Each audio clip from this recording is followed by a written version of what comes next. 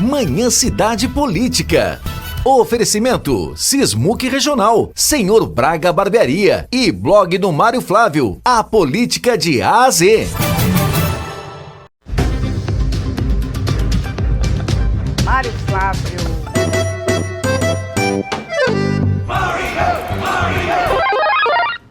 Mário, vamos falar sobre a entrevista coletiva que a governadora Raquel Lira concedeu aos veículos de imprensa do interior do estado, lá no Palácio do Campo das Princesas. Oi, Renata. Para contextualizar o nosso ouvinte, a governadora ontem ela realizou 2 momentos com a imprensa. Primeiro, ela reuniu rádios e alguns blogs do interior do estado, né, dos quais estávamos representando aqui a Rádio Cidade, eu e você, e mais o pessoal que esteve com a gente, né, Laís Florencio também, Tiago Alves, né, o Breno e o Jorge Brandão, e aí depois, na sequência, o nosso gerente Ivan Feitosa. A gente acompanhou essa entrevista e depois, no segundo momento, que foi a confraternização da governadora aí com toda a imprensa, né, do estado. Foi um momento interessante que a gente conseguiu fazer perguntas para a governadora e depois, na sequência, a gente participou de um momento e reencontrou colegas, né, que a gente trabalhou aqui ou que já trabalhou em outros prefixos ou em outros locais de trabalho. Enfim, esses momentos de confraternização sempre são bons, né, Renata? Que você reencontra muita gente que você não via há muito tempo, ou que você reencontra pessoas que você gosta, e até as que não gostam também. Enfim, você encontra... Confraternização é bom para isso. Mas né, Lucas? Não vamos ser hipócritas, né? Você não gosta de todo mundo. E nem todo mundo gosta de você. É verdade. A vida é desse jeito. Mas a gente... foi massa essa confraternização, a gente encontrou muita gente. Aí tem aqueles momentos das conversas dos bastidores, né, das fofocas do meio, e tem muitas. Uma tuia de jornalistas. E tem muitas. Mas enfim, vamos ao que interessa ao povo pernambucano. Antes da gente, e muita gente falando também, né, da Rádio Cidade, enfim, foi muito bom. Mas vamos ao que os ouvintes querem saber, né, o que foi que a governadora falou sobre diversos assuntos. Então vamos começar com uma pergunta que foi feita inclusive por Renata no que diz respeito à questão da água. Por que a gente vai começar pela questão da água? Porque todos os dias a gente recebe aqui na Rádio Cidade diversas reclamações de ouvintes falando de desperdício de água, falando de cano estourado, falando de questão de esgoto e por aí vai. E Renata, resuma aí, Renata, a sua pergunta para que a gente possa botar a fala da governadora na sequência a gente na verdade, a gente sabe que tem um investimento grande sendo feito em abastecimento de água, mas o que a gente observa, esses problemas que o Mário citou, de muitos vazamentos, casas que essa água não consegue chegar e muita água sendo perdida em vazamentos, e principalmente em outras cidades, não só Caruaru, porque a queixa dos prefeitos é que a tubulação é antiga e não aguenta essa pressão da água que está chegando. Então, é preciso, além de fornecer a água, garantir essa infraestrutura hídrica que a gente chama. E aí, a governadora aproveitou para fazer um balanço sobre os investimentos em água e também falou sobre esse problema. Vamos acompanhar. Quando a gente fala do Águas de Pernambuco, a gente conseguiu primeiro, garantir recursos. E a gente tem hoje, não só pela Compesa, mas pela Secretaria de Recursos Hídricos e também obras em parceria com o governo federal, que nos garantem hoje 6 bilhões e 100 milhões de reais de investimento para a água e para tratamento de esgoto em Pernambuco. Isso é muito mais do que foi feito ao longo dos últimos anos. A gente deu funcionalidade a diversas obras que fazem parte da adutora do Agreste, mas que nunca tinham virado realidade. Então, a água que chegou em Belo Jardim, em Pesqueira, em Alagoinha, em Caruaru, que está chegando em Brejo da Madre de Deus, que vai chegar em Gravatá, em Bezerro, são fruto do trabalho que nós focamos primeiro para permitir funcionalidade da adutora do Agreste. A gente foi dar funcionalidade à adutora do Alto Capibaribe. E as obras da adutora estão praticamente concluídas. A fase de testes foi concluída. Infelizmente, agora roubaram o transformador, serraram o poste e roubaram o transformador.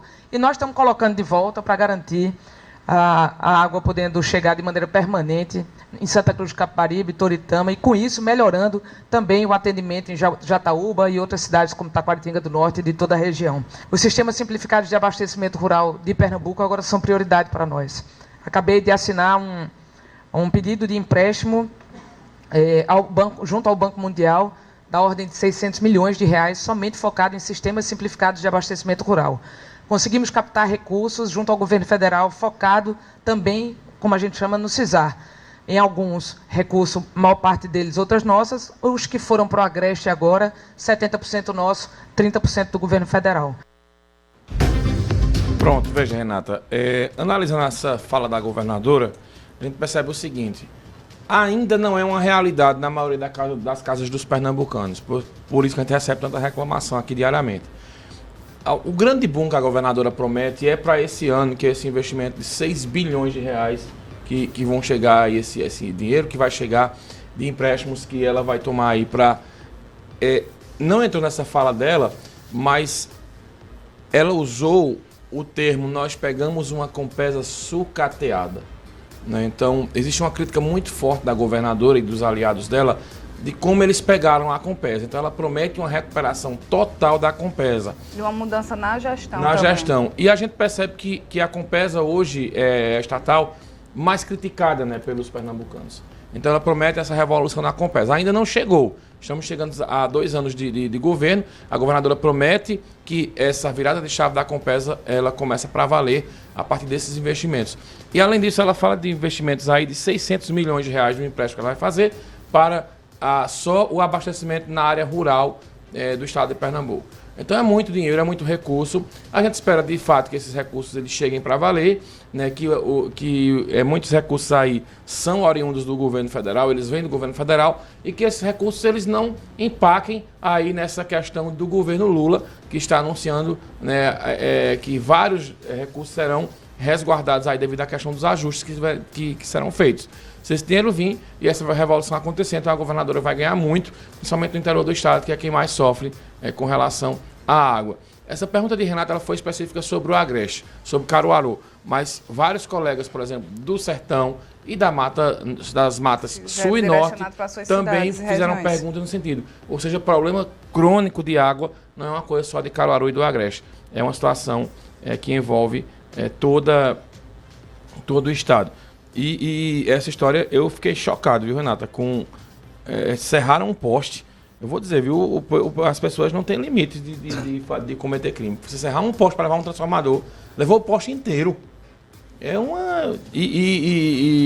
uma coragem deslavada, assim, de você prometer, de você fazer um roubo, de serrar e levar um poste, enfim. Vamos falar de outra área agora, que é uma área bastante sensível, inclusive. Eu perguntava ao Lucas Medeiros há pouco, né? Ele noticiava um caso de extrema violência aqui, né? Que foi um jovem de 18 anos que foi assassinado aqui em Caruaru e que teve o braço arrancado, teve o braço decepado.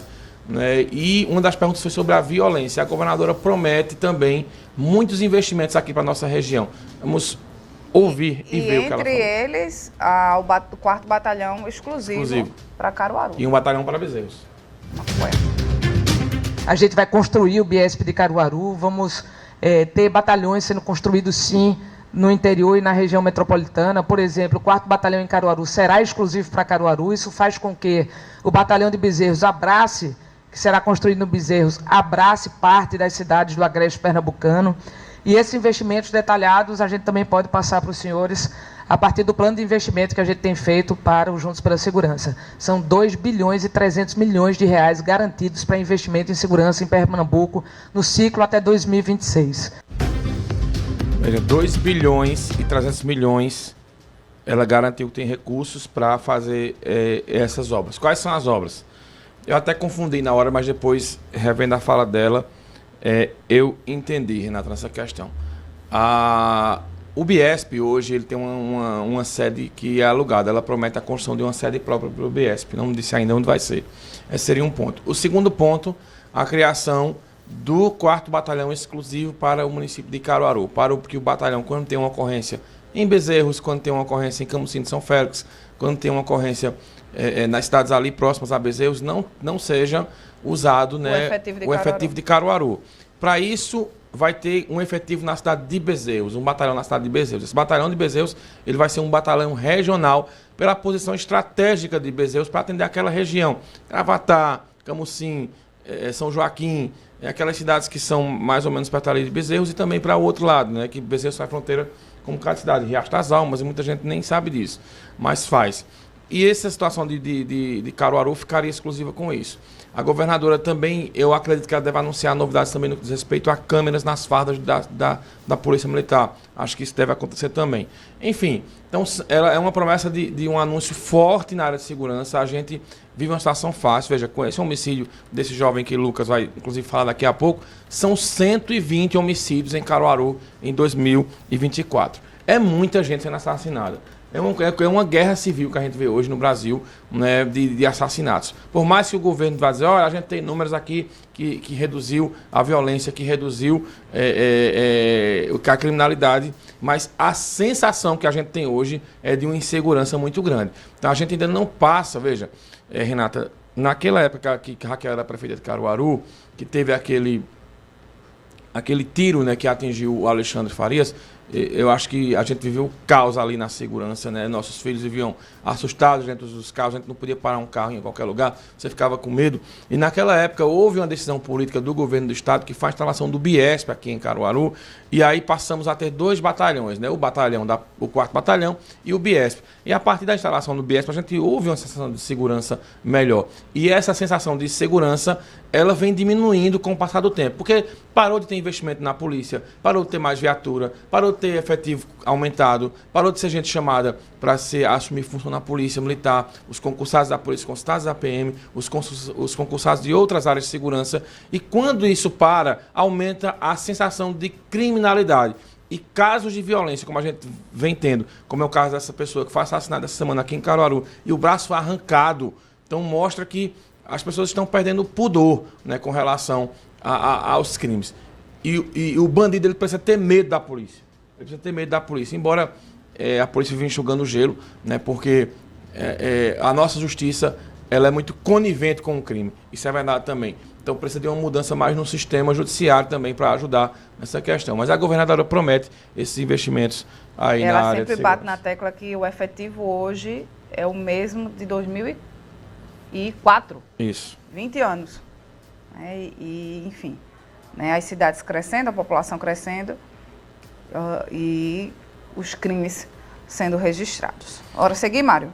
É verdade. Olha, uma questão interessante que a governadora falou diz respeito ao Hospital da Mulher, né, que é uma obra que se arrasta desde que João Lira foi governador. Então, veja, João Lira foi governador, essa obra começou ali no finalzinho do governo João Lira Eduardo, passou todo o período de Paulo Câmara no governo, 8 anos, e já estamos com 2 anos de Raquel no poder, e o Hospital da Mulher, ele não é inaugurado. A governadora prometeu que inaugura nos próximos dias. Ela falou também sobre o que vai fazer com o Hospital Jesus Nazareno, a popular Fusan. E o Hospital da Mulher do Agreste Pernambucano é um daqueles que a gente viu a obra se arrastar por muito tempo. E eu lhe confesso que quando a gente chega no governo de Pernambuco, o hospital está muito parecido do jeito que meu pai deixou quando saiu do governo de Pernambuco no final de 2014. Investimos nela quase 70 milhões de reais. A gente ainda vai investir mais em equipamentos. Os equipamentos estão chegando ao longo desse tempo. Recebemos emenda parlamentar, inclusive do senador Humberto Costa, da ordem de 5 milhões de reais, mas grande parte dos recursos sendo aportados exclusivamente pelo governo de Pernambuco. A nossa expectativa é que o mais breve possível a gente possa entregar esse hospital. A gente tem reunião amanhã sobre esse tema, inclusive. E ele, com o hospital, a gente entrega e ele vai se fortalecendo ao longo do tempo. Entrega com um percentual de leitos e isso vai expandindo ao longo de 4 a 6 meses para que ele possa operar na sua plenitude. Lá a gente vai ter casa de acolhimento para mães que precisam estar com os bebês, com um projeto como Mãe Canguru. A gente vai ter ambulatórios para que as mães possam retornar depois do atendimento, para o atendimento de pós-parto. A gente tem diversas salas cirúrgicas, área de imagem. O Hospital da Mulher, quando vocês conhecerem ele de perto, em funcionamento, vão ver da capacidade que ele tem de atendimento.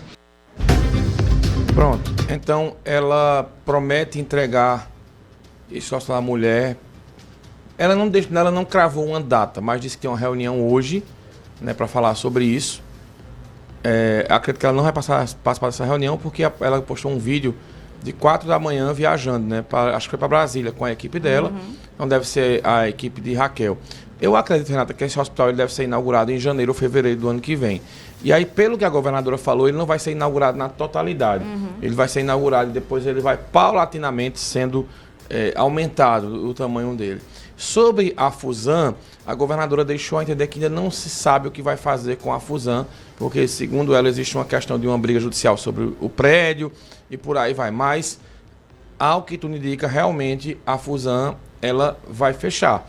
E esse pessoal que trabalha na Fusan ele vai ser deslocado ou para esse Hospital da Mulher ou para uma outra unidade, como é a própria maternidade que existe hoje, né, Irmã Dulce, que foi inaugurada, mas é uma maternidade municipal, né, que funciona ali perto do Hospital Mestre Vitalino. Então, o que a governadora promete é que esse Hospital da Mulher ele será um hospital que ele vem para suprir uma lacuna muito grande que seria eventualmente deixada pela Fusan. Ela deixa a entender que não vai ser mais, porque o Hospital da Mulher vai oferecer um serviço muito mais além do que o Hospital da Mulher oferece hoje. Estamos ansiosos por essa inauguração. Porque é uma obra que demora bastante, né? Por fim, Renata, a gente vai falar sobre a questão do aeroporto de Caruaru. Né? Foi uma pergunta que eu fiz à governadora, porque, veja, a gente teve um evento aqui em maio, que veio todo mundo para cá. Veio a governadora, o prefeito Rodrigo Pinheiro, veio o deputado federal, veio até quem não tinha mandato para cá, veio o ministro Silvio Costa Filho, e isso foi em maio. A gente está em dezembro. Maio, junho, julho, agosto, setembro, outubro, novembro, dezembro. Já se vão 8 meses desse anúncio e não foi colocado nem uma pá de cal sobre essa obra do aeroporto. E a gente conversa com o Ministério e o Ministério diz, olha, o projeto está com o governo do Estado. Então vamos ouvir o que a governadora falou sobre o aeroporto Oscar Laranjeira. O aeroporto, a gente está terminando o projeto ele tem ido e vindo da Secretaria Nacional de Aviação Civil muitas vezes, a gente precisa da aprovação deles para poder soltar, considerando que ele é um aeroporto de porte regional. Aliás, qualquer aeroporto precisa da autorização deles. É um equipamento de propriedade do governo de Pernambuco, a licitação será feita por nós e a gente está... já aprovamos os projetos de bombeiros, já aprovamos os projetos do terminal novo de embarque e desembarque de passageiros, e agora a gente está nos finalmente para a autorização para a pista e todo o que precisa ser feito para a ampliação da pista, para o alargamento dela, para a gente poder receber os investimentos e ter voos de jato. A obra deve gerar em torno de 150 milhões de reais. Orientei ao secretário Diogo Bezerra, que é o secretário responsável por esta obra, que fosse para Brasília e só saísse de lá com um projeto autorizado na mão para que a gente possa licitar ainda no mês de dezembro. Essa história do aeroporto, Mário, é o que a gente diz, né? Se não for nesse momento, porque a governadora de Caruaru, o presidente pernambucano, o secretário... Ministro também. O secretário do governo do estado de Caruaru, que é responsável pela pasta, o ministro pernambucano, enfim, se não for agora, meu filho. Mas sinceramente, viu, Renato, o fracasso vai estar na conta de todos eles. Eu botei ontem num grupo aqui que a gente tem de uns amigos, olha aí, o cara até me respondeu, olha aí, tá vendo, você não acredita, eu disse, olha, bicho, não é questão de acreditar, isso é apenas mais um anúncio que a governadora fez. Eu, sinceramente, eu não vejo, assim, muita, eu não diria vontade, mas eu não vejo muita pressa em solicitar em resolver essa questão do aeroporto de Caruaru, não. A gente vê o tempo passando, né, os anúncios vão sendo feitos, e a gente não vê, assim, ação... a gente procura, eu tenho uma relação muito boa com o ministro Silvio Costa Filho, a gente conversa, o ministro sai pela tangente, olha, a gente vai ver, aí joga para o governo do estado, a governadora não, a gente vai ver também. Enfim, ela disse, olha, o projeto vai e volta do governo do estado para o ministério, e a gente não vê sair do canto. Mas ela prometeu ontem que essa história deve sair, né? Enfim, resumindo, esse foi o encontro da governadora ontem com os profissionais, principalmente do rádio, do interior. A gente trouxe aqui falas sobre o Agreste, mas ela falou também sobre o Sertão, sobre o Mata Norte, sobre o Mata Sul, né, sobre diversos assuntos que envolvem. Os problemas são basicamente os mesmos em todos os locais. Infraestrutura e também a questão do saneamento básico e de abastecimento de água. Então, a governadora deve ter um ano que vai ser crucial aí para a reeleição dela, que é o ano de 2025. Vamos acompanhar. Muito bem. Renata, só para a gente encerrar aqui, 2 assuntos, né, para a gente trazer aqui para os nossos ouvintes. Primeiro, dizer que em Brejo da Madre de Deus, aquela história lá das chapas que são montadas e a famosa fraude na cota de gênero. A gente está trazendo aqui 2 fotos agora na Experiência Rádio Cidade, que a Justiça Eleitoral de Brejo da Madre de Deus ela tomou uma decisão nesta segunda-feira. Todos os votos recebidos pelo Partido União Brasil nas eleições de 2024 foram anulados. A medida foi motivada pela constatação de fraude à cota de gênero, uma exigência legal do processo. A ação protocolada pelos candidatos a vereador Silvano Pereira e Abdilson das Motos apontou irregularidades na candidatura de Bianca Valdilene. Segundo a acusação, a candidatura foi registrada apenas para atender a cota mínima de candidaturas femininas, sem a real intenção de competir. Entre as evidências apresentadas, destacou-se o fato que Bianca não realizou campanha, não participou da convenção partidária e obteve apenas 4 votos. Além disso, ela utilizou o nome Professora Valdilene na urna, em vez do nome verdadeiro, que é Bianca Ayala. A decisão da Justiça foi embasada em uma série de elementos. Com base nisso, a Justiça Eleitoral determinou a anulação dos votos da União Brasil e o recálculo dos coeficientes eleitoral e partidário. Consequentemente, os vereadores eleitos que estão aí nessa foto, Dr. Jean e Aguiar da Agricultura, tiveram os registros de candidaturas cassados. Além disso, Bianca Valdilene foi declarada inelegível. Os vereadores eleitos aí informaram que vão recorrer da Justiça. O problema é que tem um áudio aí da Bianca Valdilene que ela zomba e morrendo de rir, disse que nunca foi candidata, só entrou mesmo para cumprir a cota. E esse áudio dela foi essencial para que a chapa fosse cassada. Ela mesma tirando onda.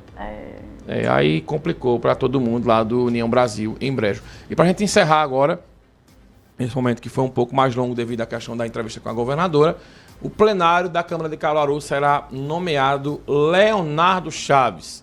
Tá aí a foto do vereador Leonardo Chaves. Leonardo Chaves tem 12 mandatos consecutivos. O plenário, que é o local principal que os vereadores ficam ali, ele não tem um nome, né? Ele só tem um nome plenário.